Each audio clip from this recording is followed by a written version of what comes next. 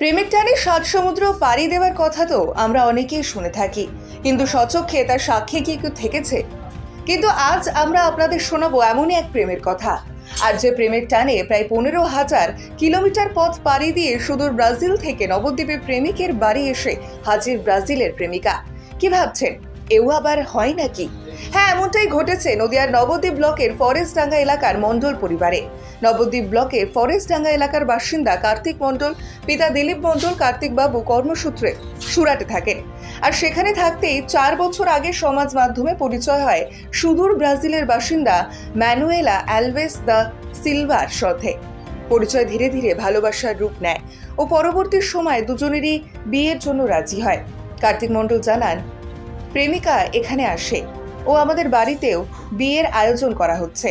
আগামী শুক্রবার হবে বিয়ে, আর সবটাই হবে সনাতনী তথা বাঙালি মতেই। ইতিমধ্যেই বাড়িতে শুরু হয়েছে বিয়ের প্যান্ডেল সহ সমস্ত রকমের তোড়জোড়। এলাকার ছেলের বউ হবে বিদেশিনী, সে কারণেই প্রতিবেশীদেরও উৎসাহ ও কৌতূহল যথেষ্ট। কিন্তু পাত্রী তো ব্রাজিলে, সেক্ষেত্রে ভাষার তারতম্য আছে। কথোপকথন চলছে কিভাবে? প্রশ্নের উত্তরে মণ্ডল পরিবারের সদস্যরা জানান, বর্তমানের আধুনিক প্রযুক্তিতে কাজে লাগিয়েই চলছে, অর্থাৎ সবটাই চলছে মোবাইলের প্রযুক্তিকে কাজে লাগিয়ে। পাত্রীও তার ভাষায় আমাদের জানায় তার দেশে তার পরিবার এই বিয়েতে রাজি, আর সেও রাজি। পাশাপাশি নবদ্বীপের মণ্ডল পরিবারে এসেও তার ভালো লেগেছে। পাশাপাশি সে আরও জানায় সে শাড়ি পরতেও ভালোবাসে। মণ্ডল পরিবার জানায় তাদের বৌমা এখানে এসে বাঙালি খাবার খাচ্ছে, তবে ঝাল ছাড়া, বাকি সব ঠিকঠাক আছে। ভারত থেকে বহু মানুষ বিদেশে যায় বিভিন্ন কারণে, আর এবার সুদূর ব্রাজিল থেকে নবদ্বীপে বিয়ে করতে এসেছে পাত্রী নিজে। সে কারণে নবদ্বীপের মণ্ডল পরিবারে যেমন একাধারে আনন্দিত, পাশাপাশি স্থানীয়দেরও কৌতূহল যথেষ্ট। প্রথম আলাপ হয় ফেসবুক থেকে, তারপর হোয়াটসঅ্যাপ থেকে কথাবার্তা আলাপ, ওদের পরিবারের সঙ্গে, ওদের ভাই বোন সবার সঙ্গে আলাপ আলোচনা, আমাদের বাড়িঘর দেখানো, ওদের বাবা মার সঙ্গে সবার সঙ্গে পরিচয়। তারপরে আস্তে আস্তে আমাদের ভালোবাসা হয়, ও আমাকে প্রবোজ করে, আমি ওকে প্রবোজ করি। সিদ্ধান্ত 2 বছর আগের থেকে নেওয়া। এবারে মা আছে, বাবা, ভাই বোন, চারটে পরিবারে এসছে 3 দিন হলো। মনে করেন 1.5 মাস মতো হয়েছে। একদম নন স্পাইসি খাওয়া দাওয়া, আমাদের তো ঝাল একদম খেতে পারে না, 2 মাসের বাচ্চা সমান। এগুলো সবাই অ্যাকসেপ্ট করেছে, ও যেমন চাইছে সেমন হিসাবে চলা হচ্ছে। আর সবার সঙ্গে সবাই খুবই খুশি, মেনলি ও খুশি আছে মানে সবাই খুশি। আমার পরিবারও তাই, ওর পরিবারও তাই, আপনাদের পাড়া প্রতিবেশী সবাই আসছে।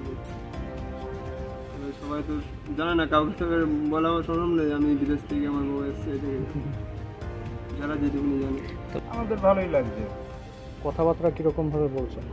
কথাবার্তা দুটো একটা বাংলা শিখেছে বলছে, আর সব ওদের ভাষায় বলছে। মোবাইল মাধ্যমে কথাবার্তা বলা হচ্ছে। মানে আপনাদের এখন কথা বলার মাধ্যম মোবাইল? হ্যাঁ, মেন মোবাইল। বাংলা দুটো একটা শিখেছে, আরও শিখবে সামনে।